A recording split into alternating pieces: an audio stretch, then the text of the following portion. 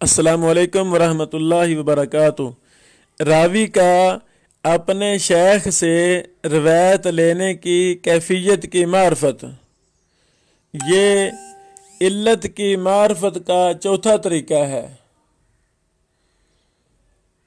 यानी रावी किस तरीके से अपने उस्ताद से रवायत ले रहा है, तो ये एक तरीका नहीं है, कई तरीके हैं।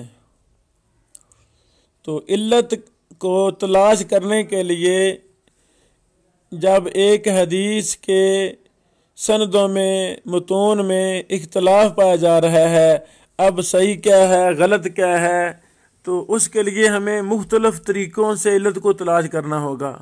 जो पहले तीन तरीके बयान किए हैं उनको भी देखना है, और चौथे तरीके को भी मद्देनज़र रखकर हमने इल्लत को तलाश करना है। ये जानना चाहिए कि उस्ताद से हदीस लेने के मुख्तलिफ तरीके हैं। एक है समा। समा का मतलब ये है रावी अपने उस्ताद के सामने बैठा है, उस्ताद मोहतरम के सामने बैठकर हदीस को ले रहा है, और बयान करते वक्त हद्दसना, अखबरना, अंबाना या समेतु का लफ्ज़ बोलता है। ये अल्फाज लिका और समा पर दलालत करते हैं, और यही तरीका सबसे अफजल तरीका है। इख्तिलाफ के वक़्त इसी को तरजीह दी जाएगी। मसलन उस्ताद से रिवायत लेने की कैफियत के तरीके जब हम तरीक़ों पर गौर करते हैं तो उसूल हदीस की आम किताबों में लिखा हुआ है समा, अर्ज़, इजाज़ा, मुनावला, विजादा। इन तमाम इस्तिलाहात में तफसील है। ये उसूल हदीस का तालिब इल्म इनको जानता है, हम तफसील में नहीं जाना चाहते। अइम्मा मुहद्दिसीन रहमहुमुल्लाह ने इन तमाम तरीक़ों के माबैन फ़र्क किया है। देखें, इमाम अहमद बिन हम्बल रहमहुल्लाह ने कहा, मूसा बिन उकबा मा उराहु सामिया मिन इब्न शिहाब इन्नमा हुवा किताब नाज़रा फी। मूसा बिन उकबा के बारे में इमाम अहमद ने फरमाया कि मैं नहीं ख्याल करता उसे कि उन्होंने इब्न शिहाब से सुना हो, बेशक उनके पास तो किताब थी, उसमें वो देखते थे। अल्लाह अकबर। शरह अल-तिरमिज़ी इब्न रजब जिल्द नंबर 2 सफ़ा नंबर 484। इमाम इब्न मईन ने कहा, अल-औज़ाई फ़ी ज़ुहरी लैसा बिज़ाका आख़ज़ा किताब ज़ुहरी मिन ज़ुबैदी। इमाम औज़ाई जब ज़ुहरी से बयान करते हैं तो वो लैसा बिज़ाका है, यानी वो अच्छे दर्जे पर उनकी रिवायत नहीं होती, दुरुस्त दर्जे की रिवायत उनकी नहीं होती।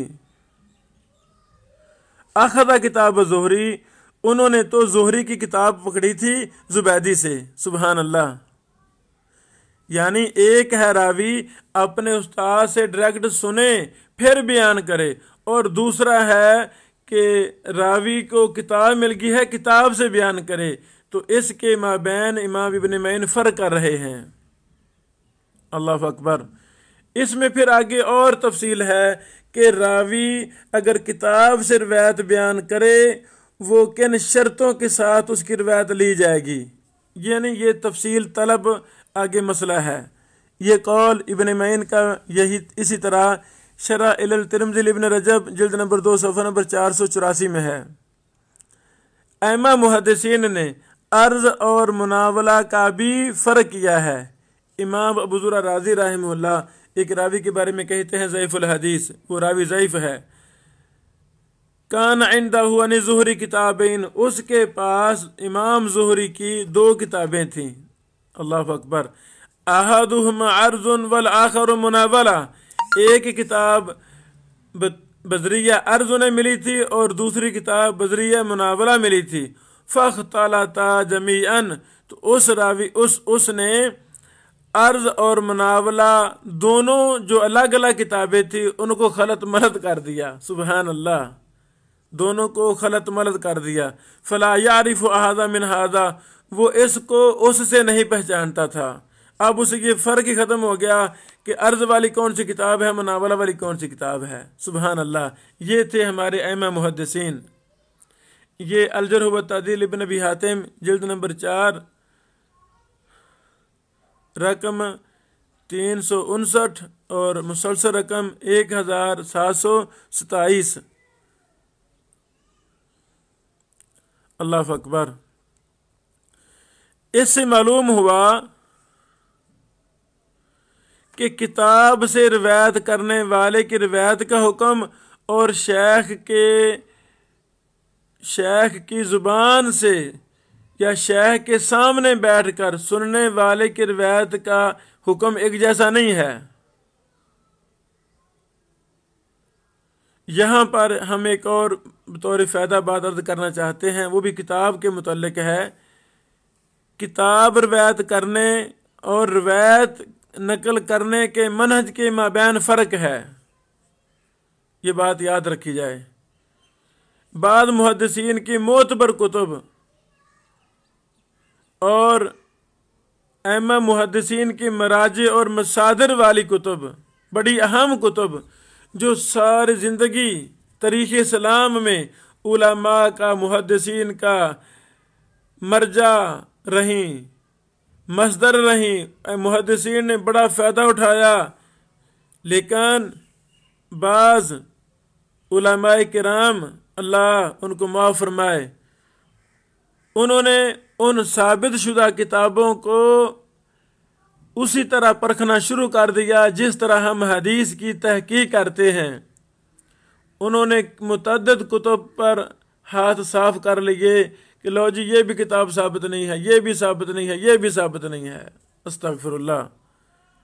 यानी जो कुतुब अइम्मा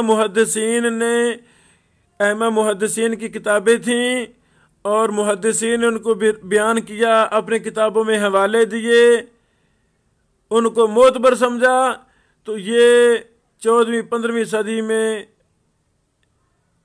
बाज़ को गलती लगी, इज्तिहादी गलती लगी, और वो बड़ी बड़ी अहम किताबों से अपने हाथ साफ कर बैठे, लो जी इसकी सनद साबित नहीं है। हालांकि किताब को रिवायत करने का मनहज और हदीस को रिवायत करने का मनहज ये एक नहीं है, इसमें फ़र्क है। अल्लाह अकबर। इस पर हमारे फाज़िल दोस्त फ़ज़ीलत शेख खुबैब अहमद हाफिज़हुल्लाह का एक मुफस्सल मकाला है, सनद किताब और मनहज मुहद्दिसीन।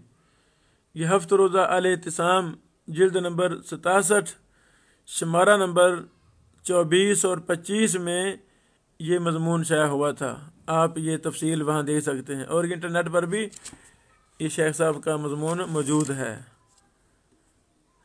तफसील में हम नहीं जाना चाहते।